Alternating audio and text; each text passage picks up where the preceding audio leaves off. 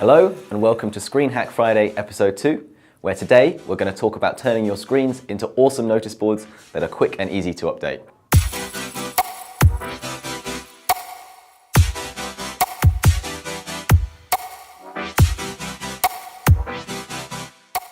If you want to keep your screens looking professional and on brand, we highly recommend you use our brand theme editor.